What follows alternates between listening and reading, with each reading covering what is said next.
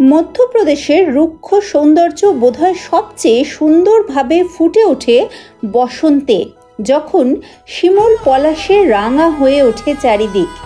এই বসন্তে ঘুরে এলাম আয়তনের দিক দিয়ে মধ্যপ্রদেশের সবচেয়ে বড় জাতীয় উদ্যানে। সাথে সাথে ছিল জব্বলপুর ও পাচমারি। আজ থেকে শুরু হচ্ছে ওয়াইল্ড ইন্ডিয়া ট্রাভেলসের পর্দায় এক নতুন মধ্যপ্রদেশ সিরিজ।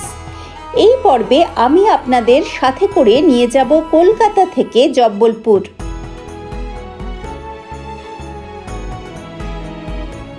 নমস্কার বন্ধুরা, আমি ঐন্দ্রিলা আর আমি আজকে কলকাতা থেকে চলেছি জব্বলপুরে। কলকাতা থেকে জব্বলপুর যাবার সবথেকে ভালো ট্রেন হচ্ছে মুম্বাই মেল, যেটা মাত্র 19 ঘন্টা 20 মিনিটে হাওড়া থেকে জব্বলপুর পৌঁছে দেয়। কিন্তু যদি মুম্বাই মেলের টিকিট না পান তখন শক্তিপুঞ্জই ভরসা। দুপুর 1:10 হাওড়া থেকে ছাড়ে 11448 শক্তিপুঞ্জ এক্সপ্রেস এবং পরদিন দুপুর 2:20 নাগাদ পৌঁছয় জব্বলপুর। সোলো ট্রিপে চলেছি এবারে। আমার টিকিট ছিল এসি ইকোনমি কোচে।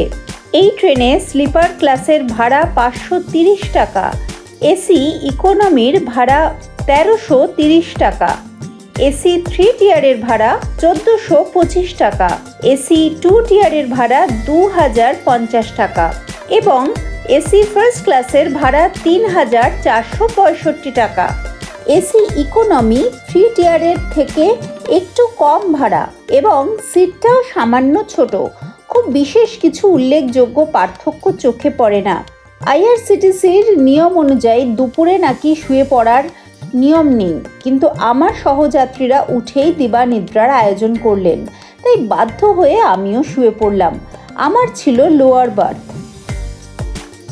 এটা জলের বোতল রাখার হোল্ডার।